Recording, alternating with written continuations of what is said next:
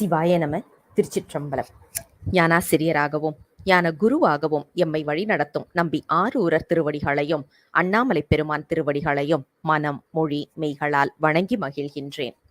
பன்முக நோக்கில் 9ஆம் திருமுறை என்ற இந்த நிகழ்வில் நாம் இப்போது பார்க்க இருக்கின்ற அற்புதமான ஒரு தலைப்பு 9ஆம் திருமுறையில் வரக்கூடிய அட்டவீரட்ட செயல்கள். அதாவது பெருமானோடைய அருட்சிறப்பு அப்படின்னு பார்த்தோம்னா எல்லாமே அருள் சிறப்பு தான். அறக்கருணை மரக்கருணை என்று பெருமான் 2 விதமாக நமக்கு உதவி செய்கின்றார் இந்த உயிர்கள் அடுத்த நிலைப்பாட்டுக்கு செல்வதற்காக. இப்ப எப்படின்னா, ஒரு குழந்தை இருக்கு, அந்த குழந்தைக்கு நல்ல அறிவு கொடுக்கணும் அப்படின்னா சிலப்போ முதுகுல தட்டி கொடுத்து வேலை வாங்குவோம், இல்லைன்னா 2 சாத்து சாத்தி வேலை வாங்குவோம். அதே மாதிரிதான் பெருமானும் சிலப்போ அழகாக நமக்கு தட்டி கொடுத்து வேலை வாங்குகின்றார், அல்லது தட்டி கொடுத்து நம்மை அடுத்த நிலைப்பாட்டுக்கு எடுத்து செல்லுகின்றார், அல்லது ஓங்கி 2 சாத்து சாத்தி ஒழுங்கா திருந்து அப்படின்னு சொல்றாரு. அப்படிப்பட்ட நிலைப்பாட்டுல தான் நாம இப்ப அட்ட வீரட்ட செயல்களை பார்க்க போறோம். அட்ட வீரட்டம், அஷ்டம் என்பதுதான் அட்டம் என்று மாறி இருக்கின்றது. வீரட்டம் என்பது நமக்கு தெரியும், பெருமானுடைய வீரச் செயல்கள். அதாவது வரம்பில் இன்பம் உடைமை, அந்த 8 குணங்கள் பெருமானுக்கு சொல்லுவோம் இல்லையா, அதுல பாத்தீங்கன்னா முடிவில்லாத ஆற்றல் உடையவன் நம் சிவபெருமான். யாராலையும் செய்ய முடியாதது என்று எதெல்லாம் இருக்கோ அதை எல்லாத்தையும் செய்து காட்டக்கூடிய வல்லாளன் வில்லாளன் எங்கள் சிவபெருமான். அப்படிப்பட்ட ஒரு குறிப்பில தான் நாம இந்த 9ஆம் திருமுறையில எங்கெல்லாம் அட்டவீரட்ட செயல்கள் குறிப்பு வருது அப்படிங்கிறத பார்க்க இருக்கின்றோம். இதுல சில விஷயங்கள் நம்ம கண்ணில் தப்பி இருக்கலாம். ஏன்னா பெருமான் எதை கண்ணில் காமிச்சிருக்கிறார், அதாவது உணர்வில் உணர்வேன் அப்படின்னு சொல்லிட்டு நமக்கு குருஞான சம்பந்தர் சொல்லுவாரு. அந்த மாதிரி பெருமான் சொன்னாதான் நம்ம பார்க்க முடியும், அவர் காட்டினால்தான் பார்க்க முடியும். அவர் காட்டிய அட்டவீரட்ட செயல்களுடைய குறிப்பு இந்த பதிவுல வருது. ஏதாவது 1-2 விடுபட்டு இருந்தால் பெருமான் காட்டவில்லை, அது அடியனுடைய வினையின் காரணமாக இருக்கலாம், அடியார்கள் பொறுத்தருள வேண்டும். இந்த அட்டவீரட்ட செயல்களும் தலங்களும் பத்தின ஒரு தனி பாடல் நம்ம கிட்ட இருக்கு. அதாவது பூமன் சிரம் கண்டி அந்தகன் கோவல் புறம் அதிகை மாமன் பரியல் சலந்தரன் விற்குடி மா வழுவோர் காமன் குறுக்கை யமன் கடவோர் இந்த காசினியில் தேமன்னு கொன்றையும் திங்களும் சூடிதன் சேவகமே என்று இந்த 8 செயல்களும் அந்த 8 செயல்களுக்கு உரித்தான தலங்களும் பத்தின ஒரு குறிப்பை நாம பார்க்க முடியுது. அது என்ன அப்படின்னு பாத்தீங்கன்னா, திருக்கண்டியூர்ல பிரமனுடைய 5வது தலையை கொய்த வரலாறும், திருக்கோவலூரில் அந்தகாசுரனை வதை செய்ததும், திரு அதிகையில் திரிபுரங்கள் எரித்ததும், திருப்பரியலூரில் தக்கன் தலை கொய்தமையும், திருவிற்குடியில் சலந்தரனை தடிந்ததையும், திரு வழுவூரில் யானையின் தோலை உரித்ததையும், திரு குறுக்கை என்ற திருத்தலத்தில் யமனை எரித்ததும், திரு கடவூரில் காலனை உதைத்ததுமாக இந்த 8 செயல்களை பத்தின குறிப்பாதான் இந்த பதிவு நமக்கு வருகின்றது. இதுல பாத்தீங்கன்னா, திருக்கோவலூர்ல அந்தகாசுரனை கொன்ற ஒரு குறிப்பு நமக்கு இந்த பதிகங்கள்ல நேரடியாக வரல. அந்தகாசுரன் பத்தின அந்தகன் பத்தின குறிப்பு இருக்கு. அதை நாம எப்போதுமே யமன் உடைய குறிப்பாதான் பாக்குறோம். சிவாய நம. யமனை பத்தின ஒரு குறிப்பாதான் நாம ஒரு 2 இடங்கள்ல பாக்குறோம். அதனால நேரடியாக அந்தகாசுரன் பத்தின ஒரு குறிப்பை நாம பார்க்க முடியல. மற்றபடி மற்ற வீரட்ட செயல்கள் எல்லாமே மிக அழகாக நமக்கு இருப்பதை பார்க்கின்றோம். சரி, இப்போ ஒவ்வொன்றா நாம இப்ப பார்க்க போறோம். இந்த குறிப்பை நாம இன்னும் நன்றாக உள்வாங்க வேண்டும் அப்படின்னா கண்டிப்பாக திருமந்திரம் என்ற அளவுகோல் நமக்கு வேணும். திருமந்திரத்தோடு நாம் ஒப்பிட்டு நோக்கும் போது இந்த அட்டவீரட்ட செயல்களுடைய தாத்பரியம் என்னன்னு புரியும். அதாவது இதெல்லாமே புராணங்களா நமக்கு சொன்னாலும் புராணங்களுக்கு பின் இருக்கக்கூடிய ஒரு தத்துவ கருத்து என்ன அப்படிங்கிறத நாம புரிஞ்சுக்கணும். உதாரணத்துக்கு பாத்தீங்கன்னா, திரிபுரம் எரிச்சது அப்படின்னு இருக்கு. திரிபுரங்களை பெருமான் எரிச்சாரு, சரி, அதுக்கப்புறம் இதனால எனக்கு என்ன பயன், நான் தெரிஞ்சுக்கிட்டு என்ன பண்ண போறேன் அப்படின்னு ஒரு உயிர் கேட்டு நிற்கும் அப்படின்னா அதற்காகத்தான் சித்தாந்தத்தோடு சேர்த்து பார்க்க வேண்டும். புராணத்தை வெறும் புராணமா பார்த்துட்டோம் அப்படின்னா சீக்கிரமா அதை மனசுல இருந்து வெளியில போயிடும். ஆனா அதுல இருக்கிற சித்தாந்த கருத்து தெரிஞ்சதுன்னா இந்த உயிர் அடுத்த நிலைப்பாட்டுக்கு செல்வதற்கு கண்டிப்பாக பயனுள்ளதாக இருக்கும். இப்ப ஒவ்வொன்னா நாம பார்க்க போறோம். முதல்ல திருக்கண்டியூர்ல நிகழ்ந்த ஒரு செயல் பிரமனின் 5வது தலையை கொய்தது. திருமந்திரத்துல பாத்தீங்கன்னா இந்த பாடல் மிக அழகான ஒரு பாடல். அதாவது எங்கும் பறந்தும் இருநிலம் தாங்கியும் தங்கும் படித்தவன் தாழ் உணர் தேவர்கள் பொங்கும் சினத்துள் அயன் தலை முன் அற அந்த அங்கச்சுதனை உதிரம் கொண்டானே அப்படின்னு, அங்கு அச்சுதனை உதிரம் கொண்டானே அப்படின்னு இது நாம பார்க்கணும். அதாவது இன்னைக்கும் நாம சொல்லுவோம் தெரியுமா, படிச்சுட்டாக்க 2 கொம்பா முளைச்சிருச்சு உனக்கு அப்படின்னு கேட்போம். சைவ சித்தாந்தம் படிப்பது எதற்காக அப்படின்னா நம்ம ஆணவம் குறைவதற்கு. ஆனா நாம என்ன சொல்றோம், நான் 2 தொகுப்பு சைவ சித்தாந்தம் படிச்சிருக்கேன் தெரியுமா, நீ இப்பதான் சேர்ந்திருக்கிற, எனக்கு தெரிஞ்ச அளவுக்கு உனக்கு தெரியுமா அப்படின்னு நாம கேட்கிறோம். அதே மாதிரி ஒரு படித்த உடனே நாம சொல்றது என்னன்னா வித்யா கர்வம் வேண்டும் அப்படின்னு சொல்லுவோம். படிக்கிறது எதற்காக அப்படின்னா ஆணவம் போவதற்காக படிக்கிறோம். ஆனா உண்மையில என்ன நடக்குதுன்னா தலக்கணம் ஏறிடுச்சுப்பா, அவன் நிறைய படிச்சிருக்கிறான்னு தலக்கணம் ஏறிடுச்சுப்பா அப்படின்னு உலகியல்ல சொல்றத கேட்கிறோம். அப்படிப்பட்ட அந்த தலைக்கணம் என்பதை எப்படி நாம எடுக்கிறது அப்படின்னு பாத்தீங்கன்னா அந்த குறிப்பு தான் திருக்கண்டியூர்ல பிரமனுடைய தலையை கொய்ததான ஒரு புராணமாக சொல்லி நமக்கு அருள் செய்கின்றார்கள். ஏன் அப்படின்னா பிரமன் என்று சொல்லப்படுபவன் வேதங்களுக்கெல்லாம் தலைவனாக, வேதங்களை வைத்து படைத்தல் தொழிலை செய்பவனாக, சரஸ்வதியை தனது இல்லாளாக வைத்து கொண்டிருப்பவன். யோசிச்சு பாருங்க, இன்னைக்கும் நல்லா படிக்கணும்னு நினைச்சா சரஸ்வதி கிட்ட தான் போறோம்.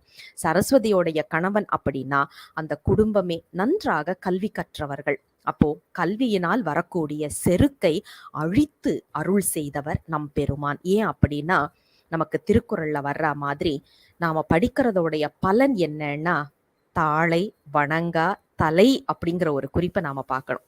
பெருமானோடைய திருவடிகளை வணங்காத ஒரு தலையை கொடுத்து அதில் அறிவை கொடுத்து அதில் ஞானத்தை கொடுத்து அதில் எத்தனையோ விதமான ஒரு நினைவாற்றலையும் கொடுத்து நம்மை படிக்க வச்சாலும் பெருமானை வணங்கணும் அப்படிங்கிற ஒரு தெளிவு இல்லைன்னா அந்த தலைனால பிரயோஜனமே இல்லை அப்படிங்கறத தான் நமக்கு எல்லாரும் அறநூல்களும் சரி சமய நூல்களும் சரி சொல்லி வருகின்ற ஒரு உண்மை. அததான் இந்த பிரமனுடைய 5வது தலை கொய்ததாக ஒரு புராணமாக ஒரு கதையாக நமக்கு சொன்னார்கள். சரி, இப்ப படிப்புனால நான் இவ்வளவு படிச்சிருக்கேன் அப்படின்னு தலைக்கணம் இருக்கக்கூடாது. படிப்பதனால் பெருமானிடம் நாம் சரணடைய வேண்டும். இந்த குறிப்போட நாம 9ஆம் திருமுறையில எங்கெல்லாம் இந்த குறிப்பு வருதுன்னு பார்த்தோம்னா மொத்தம் 3 இடங்கள்ல வருது. 9ஆம் திருமுறையில முதல் திருப்பதிகத்துல 9வது பாடல்ல தக்கன்னல் தலையும் எச்சன்வன் தலையும் தாமரை நான்முகன் தலையும் அப்படின்னு ஒரு குறிப்பு வருது. இந்த நான்முகனுடைய தலையை பெருமான் கொய்த ஒரு வரலாற்று சம்பவத்தை இந்த இடத்துல பதிவு செய்யறாங்க. ஏன் அப்படின்னா நாம ஏற்கனவே சொன்ன மாதிரி ஏற்கனவே நாம பதிவு செய்தது போல படிப்பினால் வரக்கூடிய கல்வியினால் வரக்கூடிய செருக்கு என்பது நம்மிடம் இருக்கக்கூடாது. அதே மாதிரி 27வது பதிகத்துல 10வது பாடல்ல பாத்தீங்கன்னா மலரோனை நிந்தித்து அப்படின்னு ஒரு குறிப்பு சொல்கின்றார். நிந்திப்பது அப்படின்னா அவமானப்படுத்துவதுன்ற பொருள் இங்க வராது. மலரோன் அப்படின்னா பிரமனை தண்டித்த அந்த கருத்தை இங்கே சொல்கின்றார். அதே மாதிரி 28வது பதிகத்துல 6வது பாடல்ல சேதித்தீர் சிரம் நான்முகனை அப்படிங்கிற ஒரு குறிப்பையும் சொல்லுவதை நாம பார்க்கின்றோம். ஆக பிரமனுடைய 5வது தலை கொய்த அந்த வரலாறு நமக்காக சொல்லப்பட்ட ஒரு வரலாறு 3 இடங்கள்ல நமக்கு வருகின்றது. இதனால் நமக்கு கொடுக்கக்கூடிய, அதாவது இப்ப நாம புராணத்துக்குள்ளன்னு போனோம்னா சில இடங்கள்ல ரொம்ப அருவருக்கத்தக்க விஷயங்கள் நிறைய இருக்கும். அதனால புராணத்தை சித்தாந்தமாக பார்த்து இந்த உயிர் அடுத்த நிலைப்பாட்டுக்கு செல்ல வேண்டும் அப்படிங்கிற ஒரு நோக்கத்தினாலதான் இந்த பதிவு வருவதனால நாம புராணத்துக்குள்ள ரொம்ப போகாம இதுல இருந்து நமக்கு என்ன பாடம், நாம் அடுத்த நிலைக்கு செல்லுவதற்கு நமக்கு என்ன இதில் இருக்கின்றது, what is in for me அப்படின்னு சொல்லுவோம் இல்லையா, அந்த குறிப்பில் தான் ஒவ்வொரு பாடலாக நாம பார்க்கின்றோம். அடுத்தது 2வது குறிப்பாக பார்த்தீங்கன்னா, திருக்கோவலூர்ல நடந்த அந்தகாசுரனை வென்ற ஒரு வரலாறு. இந்த அந்தகாசுரன், அந்தகன் அப்படின்னு சொல்லியாச்சுன்னா கருமை நிறம் கொண்டவன். கருமை நிறம் அப்படின்னு சொல்லியாச்சுனாலே அது ஆணவத்தை குறிப்பது. இருள் பிழம்பு அற எரிந்து என்று நமக்கு திருமுறையில 9ஆம் திருமுறையில வர்ற அந்த கருத்தை தான் இந்த இடத்துல நாம நினைவுக்கு கொண்டு வரணும். நேரடியாக அந்தகாசுரன் வதம் பத்தின குறிப்பு இல்லைனாலும் இருள் கழிவதை பத்தின குறிப்புகள் நிறைய இடத்துல நாம இந்த பதிகத்துல, இந்த திருப்பதிகங்கள்ல பார்க்க முடிஞ்சுது. சரி, இப்ப இதுல வர்ற திருமந்திர பாடல் பார்த்தோம்னா, கருத்துரை அந்தகன் தன்போல் அசுரன் வரத்தின் உலகத்து உயிர்களை எல்லாம் வருத்தம் செய்தான் என்று வானவர் வேண்ட குருத்து உயர் சூலங்கை கொண்டு கொன்றானே அப்படின்னு இந்த திருமந்திர பாடல் வழியாக நமக்கு சொல்லுவது என்னன்னா, இந்த திரிசூலம் என்று சொல்லப்படுகின்ற மூன்று திரிசூலம்னா, திரினாலே 3 இல்லையா, அந்த சூலத்துல பாத்தீங்கன்னா 3 ஷார்ப் எட்ஜஸ் கொண்டதாக அந்த அந்த அமைப்பு இருக்கும். அது என்னன்னா, நம்மளுடைய கால தத்துவத்தை அது குறிப்பதாக இருக்கு. கால தத்துவம் அப்படின்னு சொல்லிட்டீங்கன்னா, நம்மளுடைய கடந்த காலம், நிகழ்காலம் மற்றும் நமது வருங்காலம், அல்லது நம்மளுடைய வினை அப்படின்னு எடுத்தோம்னா நம்ம ஆகாமியம், பிராரப்தம் மற்றும் நம்மளுடைய சஞ்சிதம், இந்த 3ஐயும் ஒன்றாக வைத்துக்கொண்டு, அதனாலதான் அதை பார்த்தீங்கன்னா அந்த திரிசூலம் 3ஆ வந்து அப்புறம் ஒரே கம்பா தான் நம்மளுக்கு வரும் பாருங்க. அதை பெருமான் பிடித்திருக்கின்றார். அதன் மூலமாக நம் இருளை கிழிக்கின்றார்.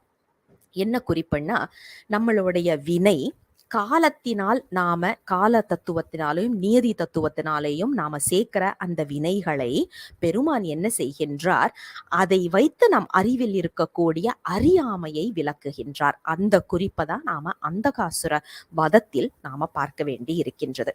நேரடியா நாம சொன்ன மாதிரி பாடல்கள் இதுக்காக கிடைக்கலைன்னாலும் இருள் பிழம்பு அற எரிந்த என்ற அந்த குறிப்பெல்லாம் நாம எடுத்து பார்க்கும்போது கண்டிப்பாக இந்த வரலாற்றுக்கு, இந்த புராண சம்பவத்திற்கு ஏற்புடையதாக தான் நாம பார்க்க முடிகின்றது. சரி, அடுத்தது 3வது அட்டவீரட்ட செயல், திரிபுரம் எரித்தது. 18 இடங்கள்ல இந்த குறிப்பை நாம பார்க்கிறோம். இதுல வந்து திருமந்திரத்துல வர்ற பாடல் நமக்கு இன்றும் பொழிவாளர்கள் எல்லாரும் பயன்படுத்துற ஒரு பாடல் தான் இது. அப்பனி செஞ்சடை ஆதி புராதனன் முப்புறம் செற்றனன் என்பர்கள் மூடர்கள், முப்புறமாவது மும்மலகாரியம் அப்புறம் எய்தமை யார் அறிவாரே.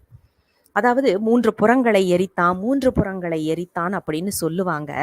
ஆனா அது வெறும் கட்டுக்கதை. 3 புறங்கள் அப்படிங்கிறது நமது மும்மல காரியம் என்பது நம்ம திருமூலரின் திருவாக்கு. என்னன்னா, 3 மலங்கள், அதாவது நம்ம ஆணவம், கன்மம், மாயை என்று சொல்லப்படுகின்ற இந்த 3 மலங்களையும் எரித்த அந்த வரலாற்று குறிப்பு, அந்த சம்பவம். ஏன்னா நம்ம கிட்ட இருக்கிற ஆணவம், கன்மம், மாயை, இந்த மாயையை விட்டு நாம வெளியில வர முடியுமான்னா வர முடியலங்கிறது இன்னைக்கும் தெரியுது.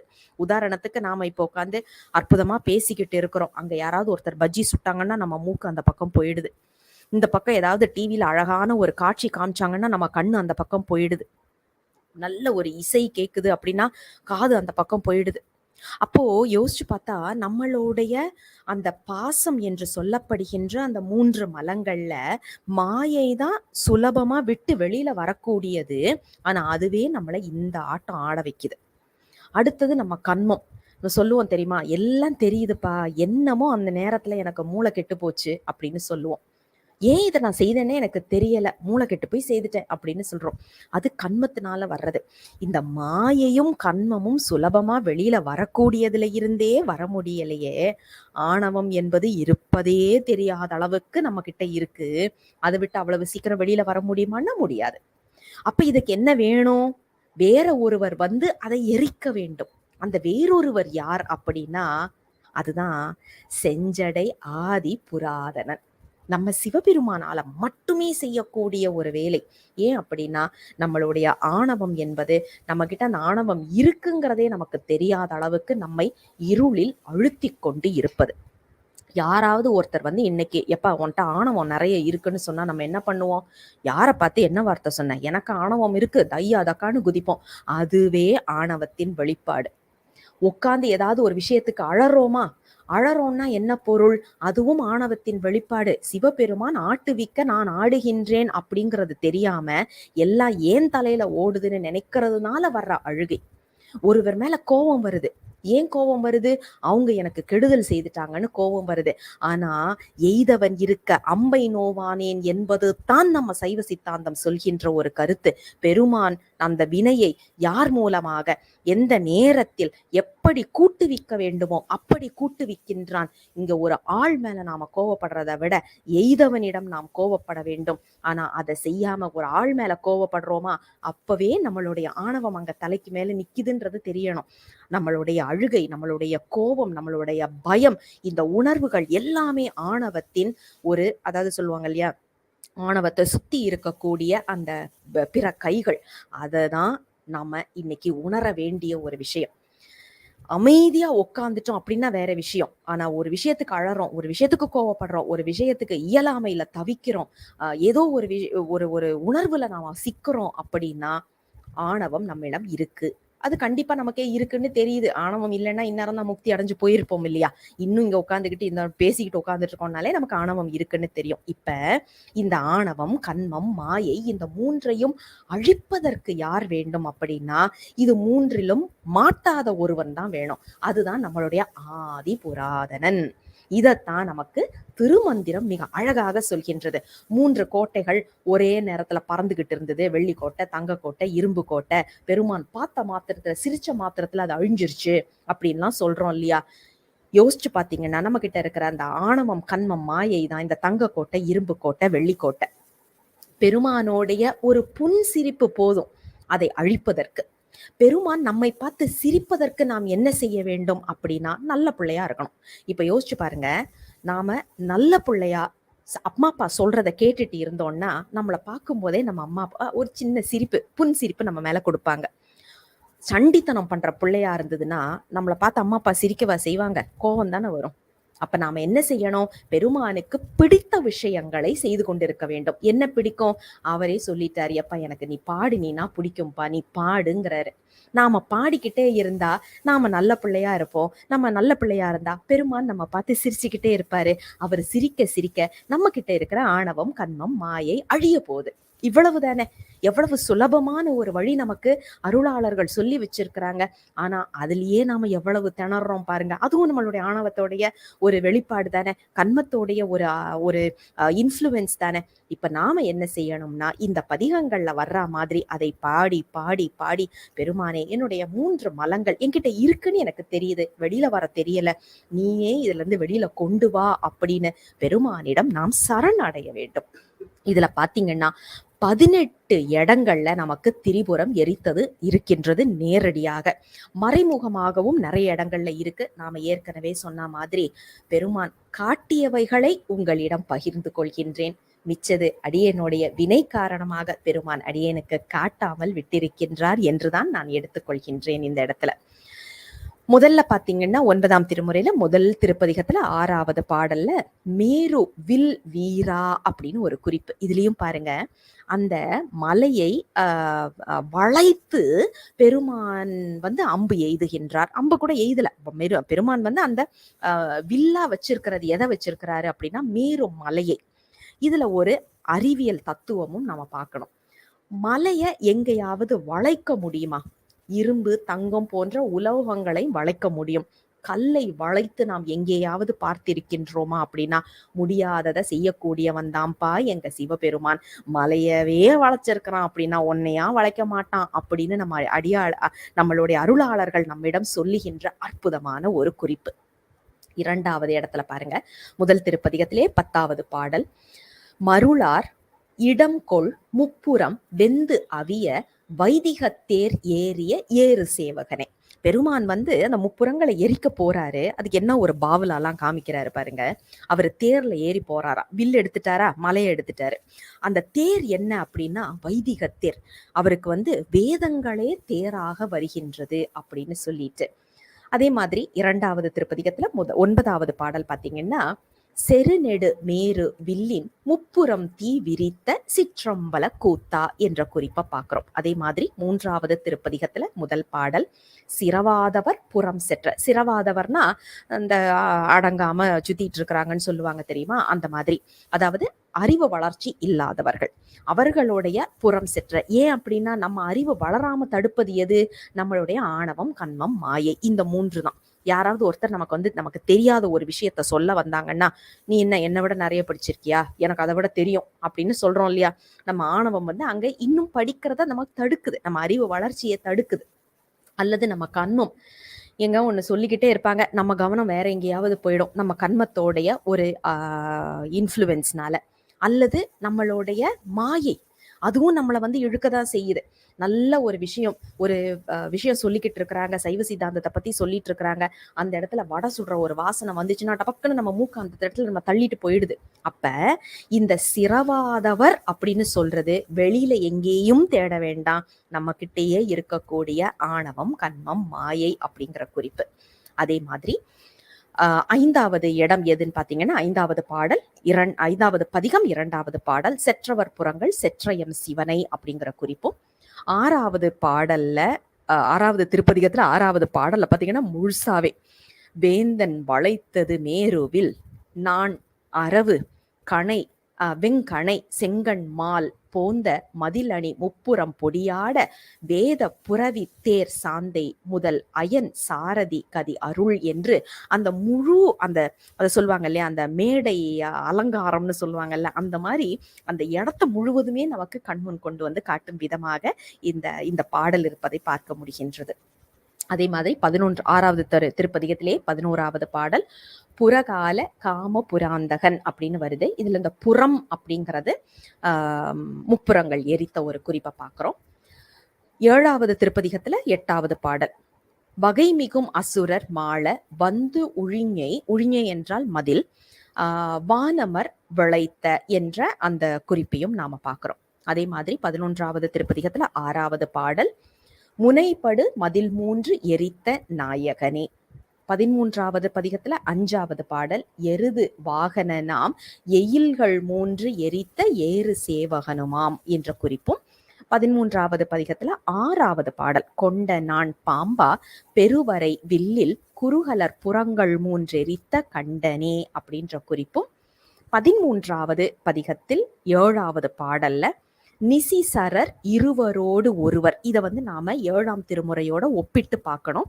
பிறகு ஒரு சமயத்துல 7ஆம் திருமுறையோட தாக்கத்தை நாம பார்க்கும்போது இதை இன்னும் கொஞ்சம் ஆழமா பார்க்கலாம். நிசிசரர் அப்படின்னு சொல்லியாச்சுனாக்க அசுரர்கள். அதுல 3 பேர் இல்லையா, அந்த இருவருக்கு பெருமான் வாயில் காவலர்களாக பணி கொடுத்து ஒருவனை இசைக்கருவி வாசிப்பவனாக வைக்கின்றார் அப்படிங்கிறத நமக்கு நம்பி ஆரூரர் திருப்பதிகத்துல அந்த குறிப்பு வருவதை பார்க்க போகின்றோம். அப்போ நாம இன்னும் கொஞ்சம் ஆழமாய் இந்த பாடலை பார்க்கலாம். அதே மாதிரி 20வது திருப்பதிகத்துல 7வது பாடல்ல பாத்தீங்கன்னா, சிலையால் புறமூன்றும் எய்த வில்லி அப்படின்ற ஒரு குறிப்பை சொல்லி அருள் செய்வதை பார். இன்னைக்கு நாம வில்லி வில்லி வில்லன் வில்லன் அப்படின்னாக்க எல்லாமே ஒரு தப்பான ஒரு விஷயமாவே போறோம். ஆனா வில்லி வில்லன் அப்படின்னா நம்ம சிவபெருமானுக்கு தான் அது ஒத்து வரும். ஏன் அப்படின்னா, வில்லை கையில் ஏந்தியவன், அவ்வளவுதான். அந்த வில்லி அப்படின்னா பெருமான் கையில் வில் இருக்கின்றது, அதைத்தான் நாம சொல்றோம். ஆனா இன்னைக்கு என்ன பண்றோம், வில்லின்ன உடனே ஒரு சினிமா கதாபாத்திரத்தை நினைச்சுக்கிட்டு ஒரு பெரிய ஒரு ஒரு ஒரு ஒரு பிரம்மாண்டமான ஒரு கதாபாத்திரத்தை நாம நினைக்கிறோம். உண்மையா சொல்ல போனீங்கன்னா, வில்லன் யார் அப்படின்னா மிகச்சிறந்த வில்லன் நம்ம சிவபெருமான். வில்லி யார் அப்படின்னா அதுவும் நம்ம சிவபெருமான் தான். நீங்க வேற யாரையுமே அங்க பார்க்க முடியாது. இதெல்லாமே சிவபெருமானுடைய வீரத்தை காட்டக்கூடிய அற்புதமான சொற்கள். சரி, அடுத்தது 22வது பதிகத்துல 9வது பாடல், செற்றுவன் புறம் தீயழ சிலை கோலி ஆரழல் ஊட்டினான் அவன் அப்படிங்கிற குறிப்பையும். 26வது பதிகத்துல 5வது பாடல், பெரும்புறம் எரி செய்த சிலையின் அப்படின்ற ஒரு குறிப்பும். 27வது பதிகத்துல 3வது பாடல், ஒட்டா வகை அவுணர் முப்புறங்கள் ஓர் அம்பால் பட்டாங்கு அழல் விழுங்க எய்துகந்த பண்பினார். இதையும் நாம இன்னும் ஒரு பதிவுல நாம பார்க்க போறோம். என்னன்னா, யோசிச்சு பாருங்க, 3 கோட்டைகள் இருக்கு. 3 கோட்டைகளை அழிக்கிறதுக்கு நாம என்ன செய்வோம்? நாம போறதா இருந்தா ஒரு போருக்கு 3 3 அம்பாவது நாம எடுத்துட்டு போவோம் இல்லையா? இப்போ 3 பேர அழிக்கணும் அப்படின்னா, 3 மினிமம் நமக்கு எவ்வளவு வேணும்? 3 அம்பாவது வேணும். ஆனா இங்க என்ன பண்றாரு சிவபெருமான், 3 புறங்கள அழிக்கிறதுக்கு போறாரு. ஒரே ஒரு அம்பு எடுத்துட்டு போறாரு. சரி, அது ஓரளவுக்கு ஒத்துக்கலான்னு வைங்க. ஆனா கிராத வடிவத்தை யோசிச்சு பாருங்க. இது அப்படியே முரண்பாடாட்டு. கிராத வடிவத்தை யோசிச்சு பாருங்க. பெருமான் அர்ஜுனனுக்கு அருள் செய்யறதுக்கு போறாரு. அருள் செய்ய போறவரு கையில என்ன எடுத்துட்டு போறாருன்னா, வில்லு, அம்பு எல்லாத்தையும் எடுத்துட்டு போறாரு. எத்தனை அம்பு எடுத்துட்டு போறாருன்னா, நிறைய அம்பு எடுத்துட்டு போறாராம். அழிக்கணும்னு நினைக்க வர்றவரு இங்க ஒரே ஒரு அம்பை எடுத்துட்டு போறாரு. அங்க அவனுக்கு அருள் செய்ய போகணும்னு நினைக்கிறவருடைய பாவலா பாருங்க. அதாவது அந்த பிலிம் காமிக்கிறதுன்னா நம்ம சிவபெருமான அடிச்சுக்கிறதுக்கு ஆள் கிடையாது. அங்க போறாரு, அவன் கூட சும்மா சண்டை போடுறதுக்கு தான் போறாரு. சண்டையும் அது என்ன சீரியஸான சண்டையெல்லாம் லட்சமா அந்த விளையாட்டு காமிக்கிற மாதிரி உள்ள சண்டை. அதுக்கு ஒரு கத்த அம்பு எடுத்துட்டு போறாராம். ஏன்பா அப்படின்னாக்க, எங்க சிவபெருமான் மாதிரி மேக்கப்ல சிறந்தவர் வேற யாருமே கிடையாது. தத்ரூபமா மேக்கப் போட்டு போறாருப்பா. ஆனா அழிக்கணும்னு நினைச்சு போகும்போது அவருக்கு இதெல்லாம் தேவையில்ல. அந்த ஓரம்பும் மிகை அப்படிங்கிறத நமக்கு 7ஆம் திருமுறையும் 8ஆம் திருமுறையும் மிக அழகாக பதிவு செய்வதை இந்த இடத்துல நாம நினைவுக்கு கொண்டு வர வேண்டும். சரி, அடுத்தது பாத்தீங்கன்னா 28வது திருப்பதிகத்துல 7வது பாடல். பகைத்தார் புறம் இடிய செஞ்சிலை கால் வளைத்தீர் அப்படின்னு. அதாவது அந்த செஞ்சிலை என்பது கல், அதை வளைத்த எங்கள் பெருமான் எதற்காக வளைத்தார் அப்படின்னா, முப்புறங்களை அழிப்பதற்கு அப்படின்னுட்டு. நிறைவாக 29வது திருப்பதிகம். அதுல பாத்தீங்கன்னா, அதாவது திருப்பல்லாண்டுல பாத்தீங்கன்னா, வில்லாண்ட கனகத்திரள் மேரு விடங்கன் என்ற அந்த குறிப்புல பல்லாண்டு கூறுதுமே என்ற ஒரு அமைப்பையும் நாம பார்க்கின்றோம். சரி, இப்போ 3 அட்டவிரட்ட செயல்கள்ல 3 செயல்கள் பார்த்துட்டோம். 4வது பாத்தீங்கன்னா திருப்பரியல் என்று சொல்லப்படுகின்ற இடத்துல தக்கன் தலையை கொய்தது. இது ரொம்ப முக்கியமான ஒரு செயல். ஏன் அப்படின்னா, தக்ஷன் என்று சொல்லப்படுபவன் என்ன செய்கின்றான் அப்படின்னா, தக்ஷன் யாருன்னு நமக்கு தெரியும், நம்ம சிவபெருமானுடைய மாமனாரு. அதனாலதான் தாக்ஷாயினி அப்படின்னு நம்ம அம்மைக்கு ஒரு பெயர் உண்டு இல்லையா? மாமனாரு மருமக மேல உள்ள கோவத்துல மருமகனை கூப்பிடாம வேள்வி செய்யறாரு. சிவத்தை அழைக்காமல் செய்கின்ற வேள்வி அவ வேள்வி, சிவத்தை முன்னிறுத்தி செய்கின்றது சிவ வேள்வி. நம்ம சைவர்களுக்கு அவ வேள்வி செய்யக்கூடாது அப்படிங்கிற குறிப்பை நிறைய இடத்துல திருமுறைகள்ல பாக்குறோம். தக்ஷன் வேள்வி என்பது மிக முக்கியம் வாய்ந்த ஒரு குறிப்பு. அதுல இது இன்னொரு இடத்துல நாம எங்க பார்க்கலாம்னா, நம்மளுடைய திருஞான சம்பந்தர் காழி பிள்ளையார்கிட்ட போய் அவங்க அப்பா கேட்கிறாரு, எப்பா எனக்கு வேள்வி செய்யணும், பணம் வேணும், எனக்கு எப்படியாவது ஏற்பாடு செய்யன்னு சொல்றாரு. நம்ம காழி பிள்ளையார் கோயில் கோயிலா போய் பெருமான பாடுறவர். அவரு எங்க போய் வேலையா செய்யறாரு? அப்ப என்ன பண்ணுவாரு? அப்பா கிட்ட தானே கேட்க முடியும். இந்த உடலுக்கு அப்பா தன்னிடம் பணம் கேட்டாரு அப்படிங்கிறதுனால தன் நாயகன், அதாவது ஆன்மாவுக்கு அப்பாவாக இருக்கக்கூடிய சிவபெருமான் கிட்ட போறாரு. எப்பா எனக்கு பணம் வேணும், எங்க அப்பா கேட்கிறாரு, எனக்கு நீ பணம் கொடு அப்படின்னு சொல்லி கேட்டு இடறினும் தளரினும் என்ற பதிகத்தை படிக்கிறாரு. இன்னைக்கும் நமக்கு பணம் வேணும்னா டபக்குன்னு எடுத்து படிக்கிற பதிகம் அதுதானே. எடுத்து படிக்கிறாரு. பெருமான் அழகான உலவா பொற்கிளியை கொடுக்கின்றார். காழி பிள்ளையார் அதை வாங்கி அவங்க அப்பா கிட்ட கொடுக்கும் போது சொல்ற வார்த்தைகளை நாம இந்த இடத்துல நினைவுக்கு கொண்டு வரணும். என்ன சொல்றாருன்னா, அப்பா நீ வேள்வி செய்யுங்க, ஆனா சிவபெருமானை நோக்கின வேள்வியை மட்டும் செய்யுங்கள், அவ வேள்வி செய்யக்கூடாது அப்படின்னு தன் தந்தையிடம் அந்த பொற்கிளியை கொடுக்கும் போது சொல்கின்றார். வேள்வி சைவத்தில் இருக்கா இல்லையான்னு ஒரு பெரிய கேள்வி வருது. நாம அதுக்குள்ளால போகல. எதை செய்தாலும் பெருமானை முன்னிறுத்தி செய்ய வேண்டும். செய்யலைன்னா என்ன ஆகும்? எப்பா தக்கன் செய்தது நல்ல விஷயம் தானப்பா, வேள்வி தானப்பா செய்தாரு, அதுக்கு ஏன்பா பெருமான் அவருடைய தலையை கொய்தாரு அப்படின்னு கேட்டா, பெருமானை முன்னிறுத்தாமல் அவ வேள்வி செய்ததற்கான தண்டனை. இதை இன்னைக்கும் நாம பார்க்கணும்னு நினைச்சீங்கன்னா ஒண்ணும் கிடையாதுங்க. 9ஆம் திருமுறை நாம இப்ப சிந்திச்சுட்டு இருக்கிறோம். நேர தஞ்சாவூர் பெரிய கோயிலுக்கு போங்க, பிரம்மாண்டம். அதை நீங்க பாத்தீங்கன்னா முதல்ல உங்க மனசுக்கு வர்ற சொல் என்னவா இருக்கும்னா பிரம்மாண்டம். அப்படியே கங்கை கொண்ட சோழபுரம் போங்க, இந்த ரெண்டுத்துக்கும் உள்ள ஒரு வித்தியாசத்தை நீங்க புரிஞ்சுக்குவீங்க. ஒண்ணு ஆண் வடிவம், ஒண்ணு பெண் வடிவம்னு ரொம்ப சுலபமா எல்லாருமே சொல்லிடுவாங்க.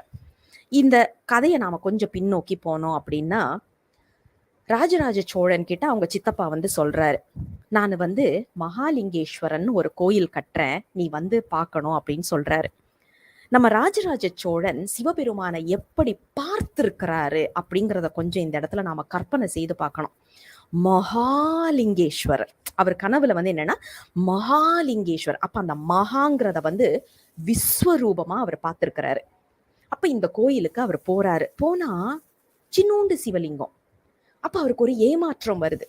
நான் மகாலிங்கேஸ்வரர்னு நினைச்சனே, இவ்வளவு குட்டியா இருக்கிறாரே அப்படின்னுட்டு. இது பொறாமையில வந்தது கிடையாது, ஆனா பெருமான் மேல் இருந்த காதலினால் வந்தது. எங்காளுப்பா அவனை இவ்வளவு குட்டியா பண்ணிருக்கீங்க அப்படின்ற ஒரு இடத்துல நிக்கும் போதுதான் அவங்க அக்காட்ட போய் சொல்றாரு, அக்கா சின்னதா இருக்கிறாரேக்கா அப்படின்னு. அப்ப அவங்க அக்கா கேட்கிறா, நீ எப்படி கற்பனை பண்ற அப்படின்னு. 7 பனை உயரம் அப்படின்றாரு. அப்ப நீ கட்டு. அவங்க அக்கா சொல்றது, நீ அப்படி பார்த்தல்ல, கட்டு. அப்போதான் இவரு தஞ்சாவூர் பெரிய கோயில கட்டுறாரு. தஞ்சாவூர் பெரிய கோயில ஏன் கட்டுறாருன்னு பாத்தீங்கன்னா, போட்டி, பொறாமை, பொச்சரிப்பு இப்படி எதுவும் இல்லை. யாம் பார்த்த சிவபெருமான் விஸ்வரூப வடிவம், அப்படி ஒரு கற்பனையில அவர் அதை கட்டுறாரு.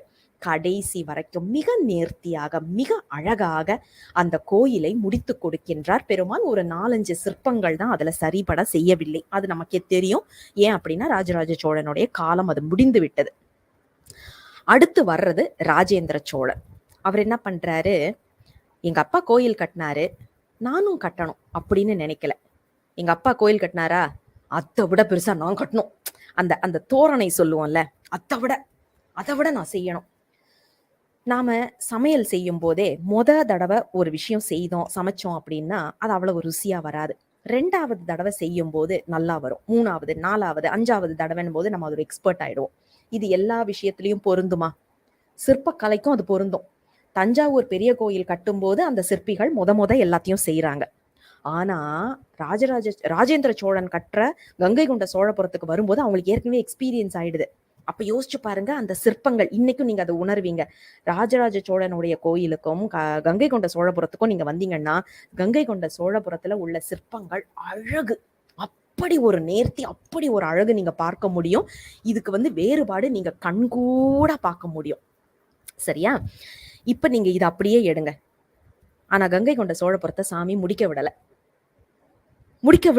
ஏன் அப்படின்னா இன்டென்ஷன் மேட்டர்ஸ்ன்னு சொல்லுவோம் இல்லையா, அந்த குறிப்பு. ராஜராஜ சோழன் கட்டும் போது பெருமான பிரம்மாண்டமா பார்த்தவரு அதை கட்டினாரு. ஆனா எங்க அப்பாவுக்கு போட்டின்னு சொல்ல முடியாது, ஆனா நானும் செய்வேன் அப்படின்னு அந்த ஒரு போட்டியில இறங்கினாரு இல்லையா, அதுல செய்ய விடல. இதுல ராஜேந்திர சோழன், ராஜராஜ சோழன் இப்படிப்பட்ட அரசியலுக்குள்ளால நாம போகல. தக்கன் வேள்வியோட சேர்த்து கங்கை கொண்ட சோழபுரம் போகும்போது பெருமான் உணர்த்தின செய்தியை உங்களோட நாம பகிர்ந்துக்கிறேன். தவறு இருந்தால் அது பெருமானுக்கு உரித்தானது. ஏன்னா இது பெருமான் உணர்த்த உங்ககிட்ட நான் இதை பகிர்ந்து கொண்டிருக்கின்றேன். இது அடியனுடைய சொந்த கருத்து தான். ஏன் அப்படின்னா, ஒருத்தரை பார்த்து அது கோயிலே கட்டுறதா இருந்தாலும் சரி, ஒரு போட்டியில பண்ணாத, பொறாமையில பண்ணாத, பொச்சரிப்புல பண்ணாத, பெருமான் மேல் கொண்ட காதலில் பண்ணு. அப்போ பெருமான் கூடவே நிக்கிறாரு அப்படிங்கிறத நீங்க உணர்ற ஒரு சூழல் தான் இந்த தக்கன் தலையை கொய்த ஒரு வரலாற்றாக நாம பார்க்க முடிகின்றது. திருமந்திர பாடல் பாருங்க. கொலையில் பிழைத்த பிரசாபதியை தலையை தடிந்திட்டு தான் அங்கேயிட்டு நிலை உலகுக்கு இவன் வேண்டும் என்று எண்ணி தலையை அறிந்திட்டு சந்தி செய்தானே. இந்த குறிப்பை நாம நிறைய இடங்கள்ல பார்க்க முடியும். திருமந்திரத்துல ஒரு முழு அதிகாரமுமே இதுக்கு கொடுக்கப்பட்டிருக்கின்றது. அதை ஒவ்வொன்றா படிச்சு வரும்போது நம்மளுக்கு எவ்வளவெல்லாம் இது அழகா இருந்தது அப்படிங்கிறதெல்லாம் நாம பார்க்க முடியும். இதை நயமா பாடினவர்களும் இருக்கின்றார்கள், அதெல்லாம் அப்புறமா நாம பார்க்கலாம். 7 இடங்கள்ல தக்கன் தலை கொய்த ஒரு செய்தியை குறிக்கின்றார் 9ஆம் திருமுறையில. முதல் திருப்பதிகத்துல 9வது பாடல்ல தக்கன் நல் தலையும் எச்சன்வன் தலையும் தாமரை நான்முகன் தலையும் ஒக்கவிண்டுருள ஒன் திரு புருவம் நெறித்தருளிய உருத்திரனே அப்படிங்கிற ஒரு குறிப்பா பாக்குறோம். 2வது திருப்பதிகத்துல 11வது பாடல்ல தக்கன் மிக்கெச்சன் அப்படிங்கிற ஒரு குறிப்பையும், 3வது திருப்பதிகத்துல 6வது பாடல் பண்டாய மலரையன் தக்கன் எச்சன் பகலோன் தலைப்பல் பசுங்கண் கொண்டாய் அப்படிங்கிற ஒரு குறிப்பையும், 4வது திருப்பதிகத்துல 9வது பாடல்ல எச்சனை தலையை கொண்டு செண்டடித்து இடவம் ஏறி அச்சம் கொண்டு அமரர். இன்னைக்கு சொல்றோம்ல ஃபுட்பாலுங்கிறத வந்து எங்க சிவபெருமான் அன்னைக்கே செய்துட்டாரு. என்ன செய்தாரு அப்படின்னா, எச்சனுடைய தலையை எடுத்தாராம். ஃபுட்பால் மாதிரி ஓதிங்க உடைச்சார். செண்டடித்து இந்த பூச்செண்டு அடிப்பாங்கல்ல கால்ல, அந்த மாதிரி ஃபுட்பால் ஆடினாருப்பா எங்க எங்க பெருமான் அப்படிங்கிற ஒரு குறிப்பை பார்க்கிறோம். அதே மாதிரி 5வது திருப்பதிகத்துல 10வது பாடல். தக்கன் வெங்கதிரோன் சலந்தரன் பிரமன் சந்திரன் இந்திரன் எச்சன் மிக்க நெஞ்சரக்கன் புறம் கரி கருடன் மரளி வேள் இவர் மிகு செகுத்தோன் அப்படின்ற ஒரு குறிப்புல நிறைய புராண செய்திகளை நாம் இதுல பார்க்க முடிகின்றது.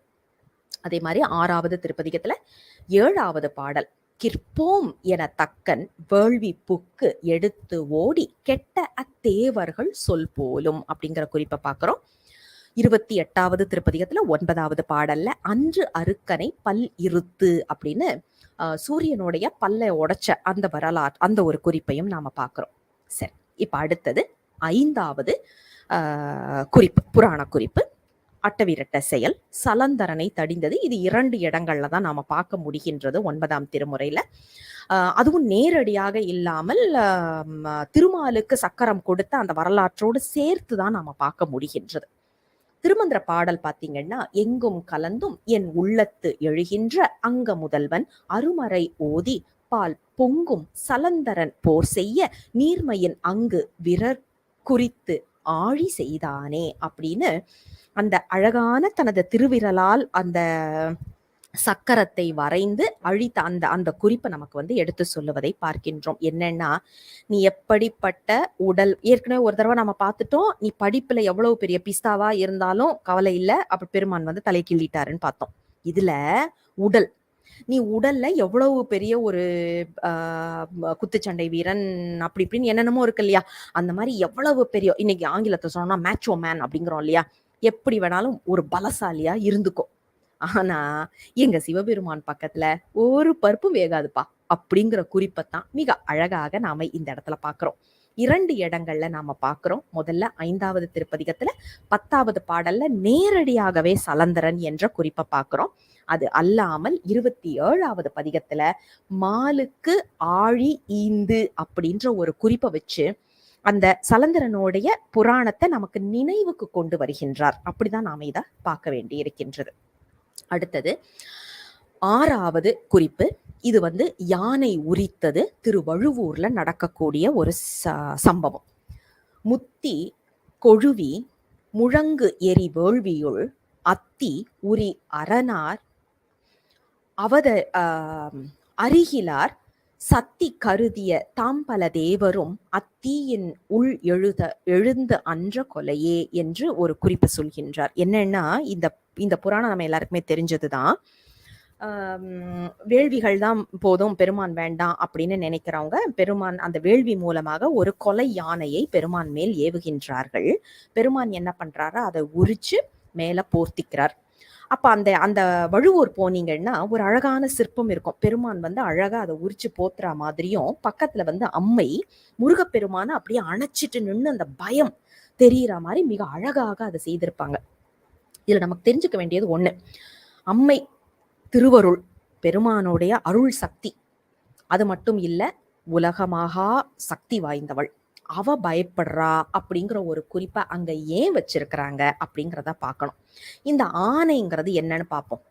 ஏன்னா இப்ப நிறைய பேர் வந்து ஆணை உரிச்சாரு அப்படின்னாக்கா உடனே வந்துட்டு ஆனிமல் வெல்ஃபேர் அது இதுன்னு சொல்லிட்டு வந்துருவாங்க. இது எல்லாமே அனாலஜியா பார்க்க வேண்டிய ஒன்று. உண்மையான யானையை எடுத்து உரிக்கிறதெல்லாம் கிடையாது. எல்லா மிருகத்தோடைய தோலை உரிப்பதற்கும் இன்னைக்கு டெக்னாலஜி நம்ம கிட்ட இருக்குது. யானையோடைய தோலை உரிக்கிறதுக்கு டெக்னாலஜி கிடையாது. அது ஒண்ணு. 2வது, யானையோடைய தோல் வந்து அதிகமான விஷத்தன்மை கொண்டது. நம்ம தோல்ல பட்ட மாத்திரத்துல நம்ம தோலை உரிச்சிரும். அப்படிப்பட்ட யானையின் தோலை பெருமான் உரிக்கின்றார் அப்படின்னா செய்ய முடியாத விஷயங்களை செய்யக்கூடியவர் எங்கள் சிவபெருமான் அப்படிங்கிறது ஒரு குறிப்பு. 2வது குறிப்பு, ஆனை எப்படி இருக்கும், பெருசா இருக்கும், கருமையா இருக்கும். பெருசா கருமையா நம்ம கிட்ட என்ன இருக்கு அப்படின்னா நம்ம ஆணவம் தான், வேற என்ன. அப்ப நம்ம ஆணவத்தை உரிக்கக்கூடியவன் யார் அப்படின்னா சிவபெருமான். இப்ப நான் ஒரு 20 வருஷமா எனக்கு நல்லா தெரியும் ஒரு விஷயம் அப்படின்னு ஆணித்தரமா நம்பிக்கிட்டு இருக்கிற ஒரு விஷயம்னு வச்சுக்குவோம். திடீர்னு ஒருத்தங்க வந்து அது தப்பு, என் புரிதல் தப்பு, 20 வருடங்களாக நான் நினைத்து வைத்திருந்த ஒரு ஒரு புரிதல் வந்து தவறு அப்படிங்கிறத என்கிட்ட ப்ரூவ் பண்றாங்க அப்படின்னா, எனக்கு அந்த இடத்துல என்ன வரும் அப்படின்னா, ஆஹா, நான் இவ்வளவு நாள் நினைச்சது தப்பா, நான் வாழ்ந்த வாழ்க்கையே தப்பா அப்படின்னு ஒரு பயம் வரும் இல்லையா? நம்ம வாழ்ந்த வாழ்க்கை மேலேயே ஒரு சந்தேகம் வரும் இல்லையா? அதத்தான் அப்படியே அங்க அம்மையாக உருவகம் பண்ணுகின்றார்கள். நமக்கு நம்ம ஆணவத்தை கிழிக்கும் போது, நம்ம அறியாமையை கிழிக்கும் போது, நம்ம கிட்ட இருக்கிற அந்த ஞானம் இருக்கு இல்லையா? ஞான சக்தி, அது வந்து ஒரு மிரட்டல் வரும். அதத்தான் அங்க அம்மையாக நமக்கு காட்டி, நம்மளுடைய அறியாமையை பெருமான் உரிக்கும் போது, நம்ம எல்லாரும் அனுபவிக்கக்கூடிய ஒரு அந்த உணர்வினை அம்மையாக நமக்கு காட்டுகிறார். அம்மையுடைய முகத்துல உள்ள உணர்வாக நமக்கு காட்டி அருள் செய்வதை அந்த சிற்பத்துல பார்க்க முடியும். இத 4 இடங்கள்ல இந்த குறிப்பை நாம பார்க்க முடிகின்றது. முதல்ல வந்து 22வது பதிகத்துல 4வது பாடல், போழ்ந்தி யானை தன்னை பொறுப்பன் அப்படிங்கிற ஒரு குறிப்பும், அதே மாதிரி 25வது பதிகத்துல 4வது பாடல், மால் கரியின் உரிவை நல் உத்திரம் உகந்தான் அப்படின்னுட்டு. அடுத்தது வந்து 28வது திருப்பதிகம் 3வது திருப்பாடல்ல வந்து கருமால் கரி ஈருரித்து எழு போர்வையினீர் அப்படிங்கிற குறிப்பிலையும், 28வது திருப்பதிகத்துல 9வது பாடலில் ஆனையை கொன்று அப்படிங்கிற ஒரு குறிப்பிலையும் நாம பார்க்க முடிகின்றது. இந்த ஆனை அப்படிங்கிறத ஒரு மிருகமா பார்க்க கூடாது. ஆனை என்பது நம்ம கிட்ட இருக்கிற அறியாமை என்பதாக பார்க்க வேண்டும். அடுத்தது காமனை காய்ந்தது. இந்த திருக்குறுக்கை என்ற திருத்தலத்துல நடந்த ஒரு வரலாறு. இன்னொன்னு சொல்லணும், இதுக்கு முன்னாடி உள்ள வரலாற்றை பார்த்தீங்கன்னா, யானை உரித்தது கண்டிப்பாக 4 இடங்கள் இருக்காது, கண்டிப்பா நிறைய இருக்கணும். ஆனா அடியன் கண்களுக்கு சொன்ன மாதிரி வினையின் காரணமாகவோ என்னமோ பெருமான் உணர்த்தல. 4 தான் கண்ணில் காமிச்சிருக்கிறாரு. மேற்கொண்டு இருந்தது அப்படின்னா அதையும் நாம பதிவு செய்யலாம் வேற ஒரு சூழல்ல. காமனை எரித்தது அடுத்தது. காமன் என்பது நமக்கு தெரியும், அதீதமான ஆசை கொண்ட எல்லாமே. இன்னைக்கு நமக்கு எதை எடுத்தாலும் ஒரு ஆசை, எது மேலனாலும் ஒரு ஆசை. சாப்பாட்டுல ஆசை, துணிமணில ஆசை, நகநட்டுல ஆசை, காரு பங்களால ஆசை, எல்லாத்துக்கு மேலேயும் ஆசை. இந்த காமன் என்பதை உடல் உறவு மட்டும் எடுத்துக்க கூடாது, எல்லா விதமான ஆசைகளும் அதில் அடங்கும். முக்கியமா பாத்தீங்கன்னா நம்ம காமியத்து அழுந்தி என்று சொல்லுவாங்க இல்லையா, அந்த மாதிரி காமிய வினை என்பதையும் நாம இந்த இடத்துல பார்க்கலாம். இந்த புராணம் நமக்கு தெரியும், பெருமான் மேல அம்பு எய்த வந்தவன் அவனை பெருமான் அழித்தார், எரித்து அழித்தார் அப்படிங்கிற ஒரு குறிப்பை நாம பார்க்கிறோம். இருந்த மனத்தை இசைய இருத்தி பொருந்திய லிங்க வழிவது போக்கி திருந்திய காமன் செயலழித்து அங்கண் அருந்தவ யோகம் கொருக்கை அமர்ந்ததே அப்படிங்கிற குறிப்புல திருமந்திர பாடலாக பார்க்கின்றோம். அதாவது காமனை காய்ந்த அந்த வரலாற்றை நாம 4 இடங்கள்ல இங்க பார்க்க முடிகின்றது. நம்மளுடைய இச்சா சக்தி, அதாவது நம்ம எதன் மேலேலாமோ ஆசை வைக்கின்றோமோ அது எல்லாமே நமக்கு வினையாக வரும். அந்த வினையை நம்மிடம் இருந்து அகற்றுபவன் யார் என்றால் சிவபெருமான். இந்த உலகத்துல நீங்க எதன் மேல் அதிகமான ஆசை வைக்கின்றீர்களோ அதன் மூலமாகத்தான் உங்கள் வினையை பெருமான் கழிப்பாரு. யோசிச்சு பாருங்க, இன்னைக்கு உங்க பிள்ளைங்க மேல உங்களுக்கு அலாதி அன்பு இருக்கு, அப்படிப்பட்ட ஒரு பாசம் இருக்குன்னா உங்க வினையை கழிப்பதற்கு பெருமான் அவர்களைத்தான் பயன்படுத்துவார். இல்ல எங்க அம்மானா எனக்கு உயிர், எங்க அப்பான்னா எனக்கு உயிர் அப்படின்னு சொன்னா நம்ம வினையை கழிப்பதற்கு பெருமான் அவர்களைத்தான் பயன்படுத்துவார். நாம இந்த உலகத்துல எதன் மேல அதிகமா ஆசை வைக்கிறோமோ அதை வைத்துத்தான், ஏன்னா அதை வச்சுதான் நம்மளுடைய வினையை கழிக்க முடியும். அந்த அந்த நம்மளுடைய அந்த இச்சா சக்தியை அழிப்பதற்கு பெருமான் பயன்படுத்தக்கூடியது. அதனாலதான் நாம எப்பவுமே சொல்றது, எதன் மேலையும் அதிகமான ஆசை வைக்க கூடாது பெருமானை தவிர. ஏன்னா பெருமான மேல ஆசை வச்சோன்னு வைங்க, அவரை வச்சு நமக்கு வினையை கழிக்கணும்னு நினைச்சா கூட நம்மளுக்கு பிரச்சனை இல்லை பாருங்க, அவரே சரி பண்ணி கொடுத்துருவார் இல்லையா. அதனாலதான் பெருமான் மேல ஆசை வைக்கணும், மனிதர்கள் மேலேயோ பொருட்கள் மேலேயோ வைக்கக்கூடாதுன்னு சொல்ற காரணம் நமக்கு இதுதான்.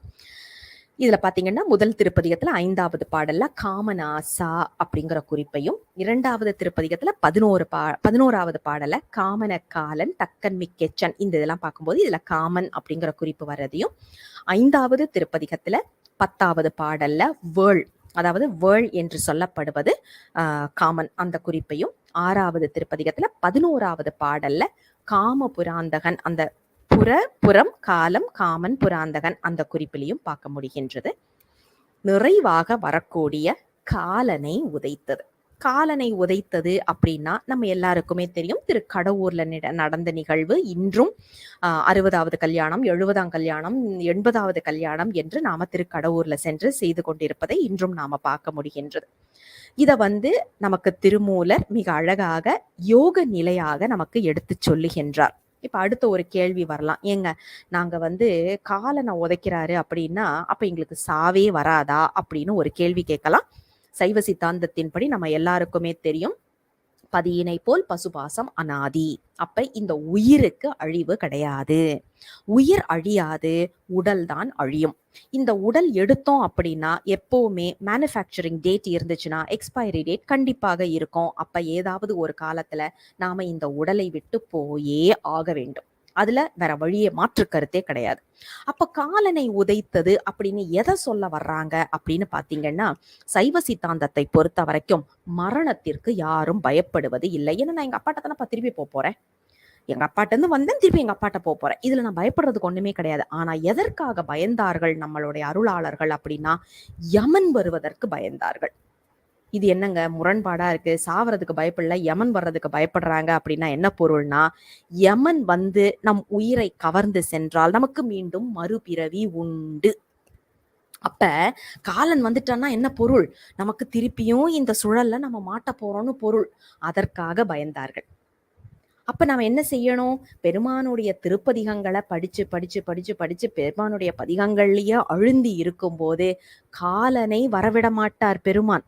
எப்பா அது ஏன் ஆளு, நான் என்னுடைய பூதகணங்களை அனுப்பி அந்த உயிரை நான் கவர்ந்து வருகின்றேன், நீ பேசாம உன் வேலையை பாரு அப்படின்னு பெருமான் கிட்ட சொல்வாரு. இதை நாம 5ஆம் திருமுறையில மிக அழகாக பார்க்க முடியும். அதாவது யம தர்மராஜா அவர்களுடைய கூட வேலை செய்யறாங்கல்ல, அவங்களுக்கெல்லாம் அறிவுரை சொல்ற மாதிரி, இப்போ HR ஓரியன்டேஷன் சொல்லுவான் தெரியுமா, ஒரு கம்பெனில வேலைக்கு சேரும் போது அந்த ஓரியன்டேஷன் மாதிரியே அங்க யமன் சொல்லும் விதமாக அப்பர் பெருமான் சொல்லியிருப்பாரு. இந்த குறிப்பை நாம 11ஆம் திருமுறையிலையும் பார்க்க முடியும். நம்பி ஆரூரர் சொல்லுவாரு, இங்க பாரு, யமன் வரும்போது நீ என்ன தெரியுமா பண்ணணும், அவன்கிட்ட போய் சொல்லு, இவன் ஏன் ஆளு நான் பாத்துக்கிறேன்னு சொல்லி யமனை அனுப்பி விட்டுடு அப்படின்னு சொல்லணும் அப்படின்னு. இத நமக்கு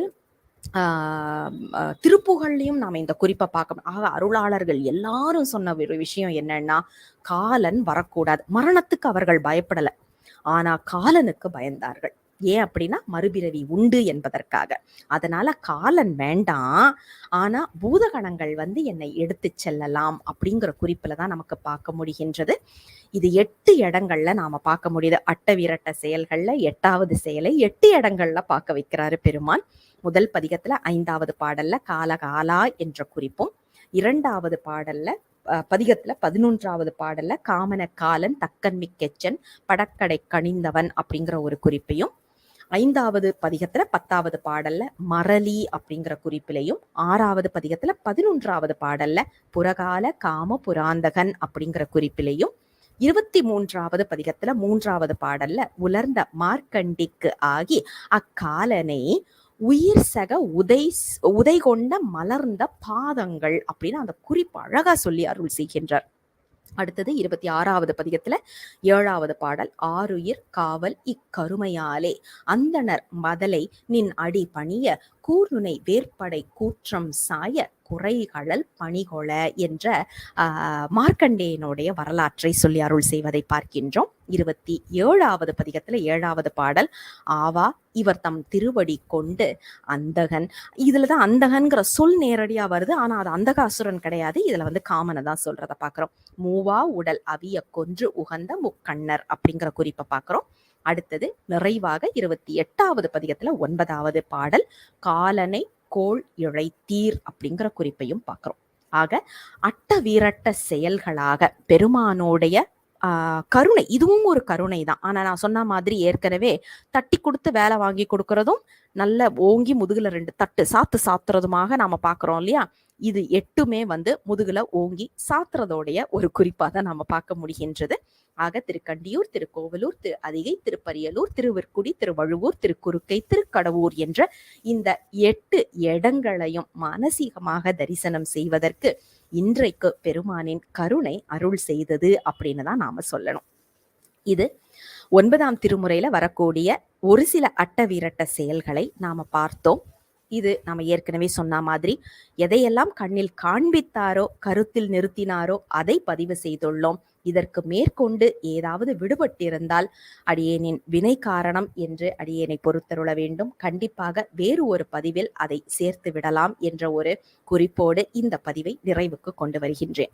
தென்னாடுடைய சிவனே போற்றி, எந்நாட்டவர்க்கும் இறைவா போற்றி, அண்ணாமலையம் அண்ணா போற்றி, கண்ணார முதக்கடலே போற்றி. சிவசிவ திருச்சிற்றம்பலம்.